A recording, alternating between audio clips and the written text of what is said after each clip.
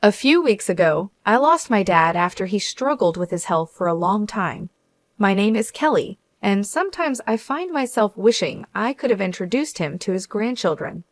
This thought always brings a heavy sigh. 5 years ago, when I was 37, I got married.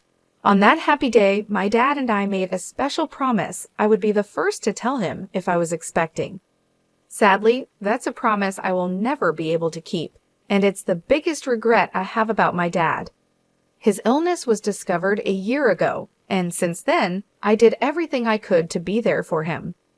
I visited our childhood home more often, spent many hours at the hospital with my mom, and made sure to call or video chat even more. Despite all of this, I sometimes wonder if it was enough. I'd often think to myself, could I have done more? Lost in thought, I whispered these words, and my mom, always supportive, comforted me, saying, "Kelly, you did everything you could." Your dad knew that, and he was proud. Just then, my sister Julia walked in with a man who looked to be about 45, probably the lawyer. "This is Scott, the attorney," she introduced him, and my mom quickly offered him a seat. As soon as we all sat down, Julia couldn't hold back and mentioned that the lawyer said Dad left us a significant inheritance. I couldn't help but respond, "Julia, you know it's not all yours." That comment instantly changed the mood.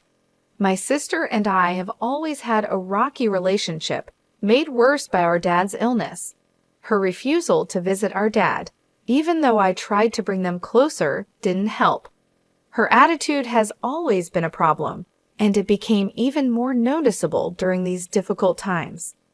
Looking back, my words to her might have been too harsh, driven by my worry for our father. However, her response didn't make things better. "You're an adult. There's no need to be so stubborn," I pointed out, to which she snapped back, "I'm not being stubborn. Living in the city and traveling to the countryside isn't as simple as you think. It's just a 5-hour drive." I responded, but she argued back, saying that those 5 hours aren't just about time, it costs money. And yes, money is important to her. She told me she's busy and asked me to stop bothering her. That ended our conversation. Despite the distance, I always thought she could make an effort to visit now and then. This belief was a big reason why our relationship started to fall apart.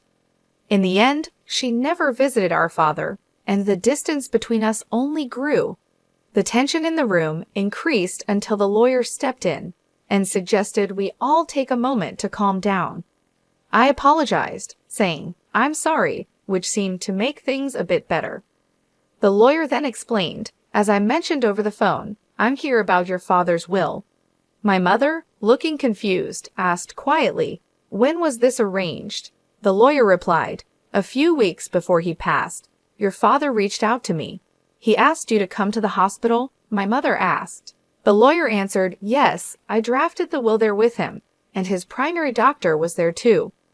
It was arranged that the doctor would notify me after your father passed, which is why I contacted you now." The lawyer then took out a white envelope and placed it in front of us. Recognizing my father's handwriting on the envelope, I whispered, "That's definitely Dad's handwriting."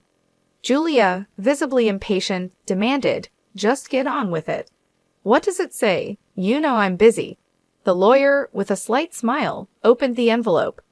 Inside, there was a single piece of paper outlining the inheritance, the house, some land, some savings, and a storage shed. We knew about the house and the land, but the mention of a storage shed was new to me. My sister, frustrated, turned to the lawyer and asked, "Wait, what about the farm?" The lawyer echoed, a bit surprised, "Yes, the farm." I explained, our father used to work on it as a hobby. He had run a successful business in a nearby town, but decided to slow down after turning 55, thinking about closing the company to spend more time on his hobbies, including the farm. This new mention of the farm added another layer to our father's legacy and what he left behind during my high school years. I remember saying that I wanted to take life a bit slower. My sister, who was in college at the time, didn't agree with this more relaxed approach. But both my mom and I worried about my dad's health, supported the idea. "Don't worry about money, Julia. We've got plenty of savings," my dad reassured her.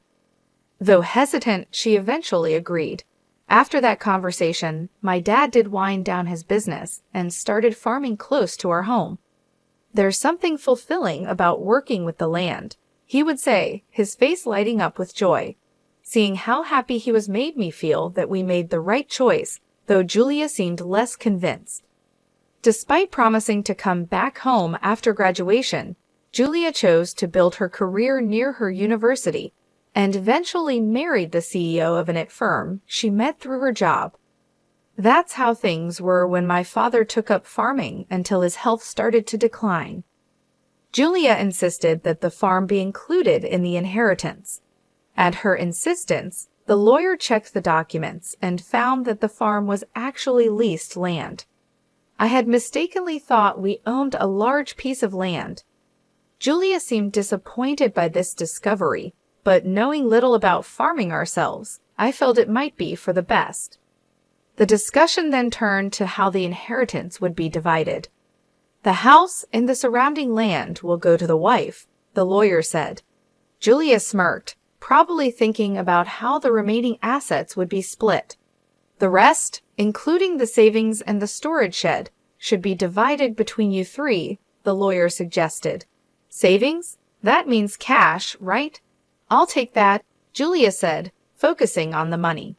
"The total savings amount to approximately $300,000, and this sum is not subject to inheritance tax," the lawyer informed us. "I want the $300,000 in cash," Julia declared, feeling like she had won. But this didn't sit well with me, and I spoke up. "Hold on, I don't agree. Why should you get all the cash?" I protested. "Because I'm the eldest," she argued, as if that settled it. "Fine, you can have the storage shed. What's that even worth anyway?" she added dismissively, turning back to the lawyer for more details. "It's the shed next to the farm. Whoever inherits it will own the structure, the land it's on, and anything inside it," the lawyer explained. Suddenly, Julia's attitude changed when she heard there was additional land. It struck me as odd that, even though she was married to a successful CEO, her desire for more seemed never-ending. As the lawyer explained more about the storage shed, he mentioned it came with a small piece of land, about 90 square feet, roughly the size of a small bedroom. He then laid out some photos of the shed for us to see, showing both the outside and inside. The shed looked quite run down from the outside, and inside it only had simple gardening tools like hoses, scissors, and shovels, nothing that seemed particularly valuable. My sister made a face of disgust when she saw the photos. "I don't want this," she said, looking closely at the images. They really just showed everyday items, more valuable for their memories than for money.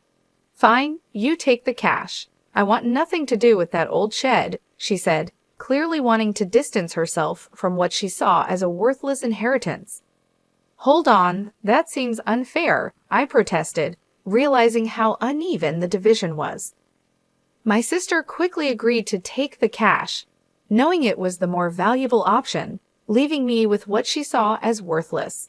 Her insistence made me feel trapped, especially when my mother said, "As long as Julia doesn't complain later, I see no problem with this arrangement." Complain? Why would I? Julia quickly agreed, satisfied with getting the cash, leaving me with the shed. I couldn't hide my disappointment, but before I could argue more, Julia dismissed my concerns, accusing me of being too sentimental. "You care more about our father than money, right?" she challenged, leaving me momentarily speechless. It's true that family should be valued over money, but her quick decision left me feeling unsettled. In the end, my mother inherited the house and land, Julia happily took all of Dad's savings, and I was left with the neglected shed. After agreeing to the division, Julia even signed a document promising not to dispute how the inheritance was split, laughing confidently as she did so. I couldn't contain my frustration and later expressed my disappointment to my mother. "Why didn't you support me?" I asked, feeling let down. My mother insisted she had helped, claiming that her involvement made sure I got the shed. But I'm not happy with just the shed, I argued, unable to see its value. You might find something unexpectedly wonderful if you give it a chance, my mom suggested, trying to be optimistic. Despite my frustrations, her words sparked a faint glimmer of hope. Maybe there was more to the shed than it seemed, a thought that left me wondering. I tried to make sense of the day's events. After getting the key from the lawyer, I walked to the shed, which was beside a field about 15 minutes away from our house. The path was quiet and rarely used, adding to the peaceful yet somber atmosphere. The field, which my father had leased until he recently went into the hospital, was now empty, giving the place an untouched and solemn feeling. When I unlocked the shed, I was greeted by a thick layer of dust, showing how long it had been neglected. "Wow, it's really dusty," I said, noticing the heavy scent of disuse in the air. Even though I felt a bit disappointed at first, I still hoped to find something special of my father's, maybe a keepsake hidden inside. As I looked around the shed, it quickly became clear that it was just a simple space filled with farming tools. These items might have held sentimental value, but they didn't seem particularly special at first glance. I thought to myself, maybe I should just take what's inside for now, as I scanned the dim and cluttered surroundings. Then I noticed something odd about the shed's size. It seemed smaller on the inside than it did from the outside, which puzzled me. Was it a trick of the light, or was my mind playing tricks on me?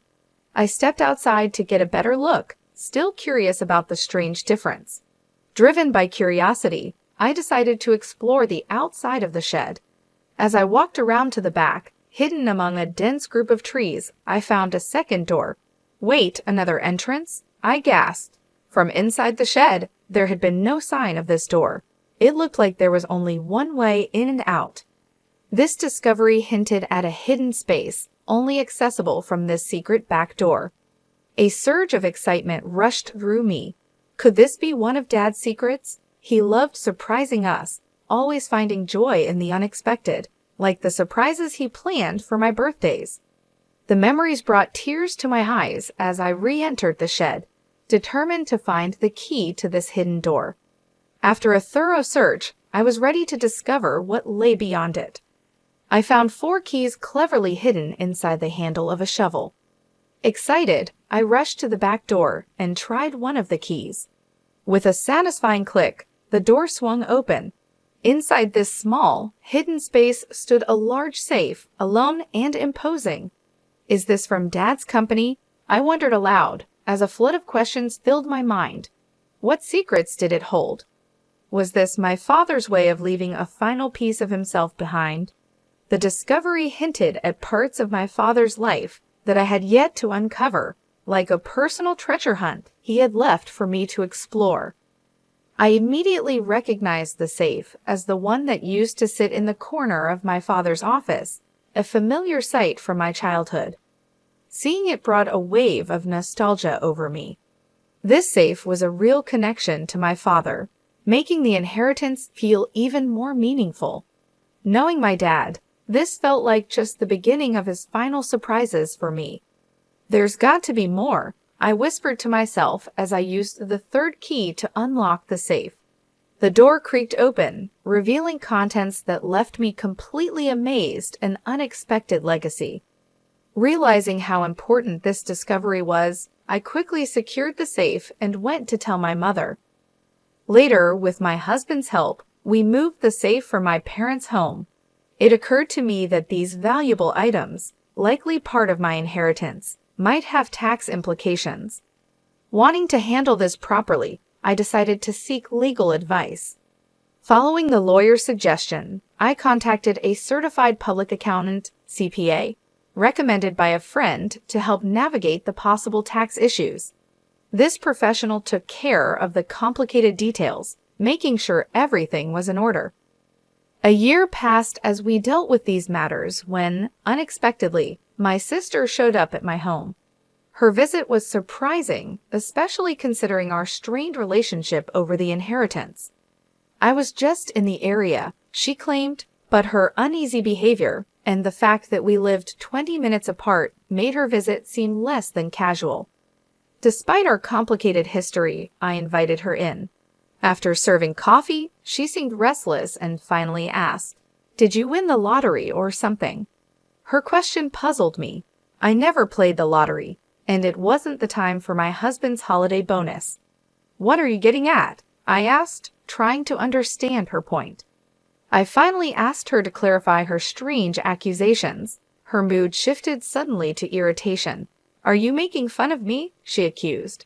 Her reaction confused me even more, as her question seemed completely unexpected. I had no idea what made her think I had come into a lot of money, especially since only my family knew about the mysterious contents of the safe. My sister was filled with curiosity about money, insisting that I must have received a significant amount. She told me about a recent conversation with our aunt in the city, who unknowingly sparked her curiosity. Our aunt mentioned receiving a $5,000 gift card from me as a thank you for visiting our father during his illness. This gesture led my sister to wildly speculate that I had stumbled upon some unexpected fortune. "You've come into some money, haven't you? Just admit it," she pressed, looking for answers. Understanding what had led to her questions, I sighed, which only irritated her more. "What's with the attitude? Are you making fun of me?" she demanded. I tried to explain that it was just a gesture of appreciation, but she questioned where the money for such gifts came from. I reminded her of the inheritance, specifically the dusty shed she had dismissed, and then revealed the discovery of the safe inside it a real treasure trove left by our father. The safe contained a collection of valuable watches, a passion of our father's. Although I wasn't sure of their exact worth, it was clear they were valuable, especially considering the modest savings left behind. This revelation led to a discussion about the possibility of having to pay inheritance tax, a concern my mother had raised when she learned what was inside the safe. "What should I do, Mom?" I asked, seeking her advice. My mother suggested handling everything openly and honestly, reminding me that secrets like these usually come to light eventually.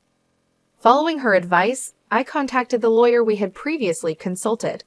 The lawyer explained that the value of inherited items determines whether inheritance tax applies. This led me to take the responsible step of accurately declaring the inheritance and ensuring I was complying with all the legal and financial requirements of my newfound wealth by seeking professional advice. I found out that a certified public accountant, CPA, could help manage the valuation and tax obligations of the inherited watches for me. Trusting the CPA with this task, we discovered that the collection was worth an incredible $500,000. Because of their high value, it was clear that inheritance tax needed to be paid. The sensible advice was to keep only the watches that held sentimental value to me and sell the others to someone who could appreciate and afford them. This approach not only made financial sense, but also felt right emotionally. From the money made from the sale, I was able to cover the inheritance tax and also send gift cards to relatives who supported us during my father's illness. This is what had sparked my sister's curiosity. Among the keepsakes, I chose to keep my father's pocket watch. It wasn't worth much in terms of money, but it was rich in memories. I shared this story with my sister, showing her the pocket watch and trying to explain its sentimental value. However, her reaction was lukewarm. She seemed more interested in what was sold than what was kept. When she asked about the remaining watches and the safe, I told her it was our mother's house and explained its size and importance to our father's business. Her response was thoughtful, which left me feeling uneasy about her intentions. However, she left without asking any more questions, much to my relief, though I couldn't shake off an unsettling sense of worry.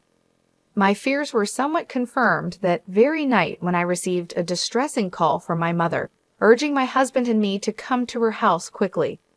As we approached, the scene was alarming: red lights flashing in the darkness, police cars stationed outside. Pushing through the gathering crowd, I found my mother and learned what had happened. She'd have been getting ready for bed when she heard strange noises that startled her. It sounded like someone was frantically searching through the house. With no one else home to help, my mother made a quick decision to escape through a window, driven by fear and desperation. Her description of the situation was unnerving, painting a picture of a night filled with panic and uncertainty. Under the cover of darkness, my mother had noticed the eerie glow of a flashlight moving inside the house, confirming her fears of a burglary. In a state of panic, she made her escape. She sought help from our neighbor, who, after seeing the suspicious activity, quickly called the police, convinced that a burglar was in the house. But the supposed intruder was actually my sister, Julia, who had decided to search the safe after hearing about my inheritance earlier that day. Without knowing her intentions, both my mother and the neighbor were understandably alarmed. When the police arrived, the situation escalated. Julia, caught off guard and feeling guilty, tried to flee the scene in a panic. Ironically, as she attempted to escape, she collided with the safe, causing it to tip over and trap her underneath. This accident led to her being rushed to the hospital with complaints of leg pain, leaving us all in disbelief over her reckless actions. After this chaos, my mother and I found ourselves apologizing to the responding officers for the misunderstanding. I also felt the need to inform Julia's husband about the incident, only to learn from him that Julia had been hiding a significant amount of debt due to her extravagant spending on luxury items. Their recent argument had ended with her storming out, determined to borrow money from our mom to settle her financial troubles. What we didn't know was that she had already used up her inheritance in an attempt to pay off her debt. Julia's husband, already stressed from discovering her financial mismanagement, declared his intention to divorce her after hearing about her latest escapade. This revelation explained Julia's desperate actions that night, which led to a tense scene at the hospital where her husband brought up the subject of divorce. The entire ordeal turned into a dramatic clash, highlighting the serious consequences of Julia's actions and the turmoil they caused in our family. Julia was adamant, insisting, "I'm not getting a divorce, absolutely not." But the reality of her situation became clear when her husband presented the divorce papers. Faced with undeniable evidence of their broken relationship, she had no choice but to sign them. Now confined to her hospital bed, with a mix of shock and resignation, she was flipping through a part-time job magazine, clearly thinking about how to tackle her debt with new employment. While this turn of events was unfortunate, it offered a small glimmer of hope that she might finally take responsibility for her actions after everything that had happened. I made an important decision to move back to my childhood home. The chaos had definitely made me worried about my mother's well-being, but there was also a happier reason behind my choice I found out I'm expecting. After a lot of discussion, my husband and I agreed that moving back would be the best decision. This way, we can have my mother's support as our family grows. Even though I regret that my father couldn't be part of this joyful news, I find comfort in believing he would have shared in our happiness. As I step into this new chapter, the excitement of welcoming a healthy child fills me with peace and hope for the future, despite the recent family troubles.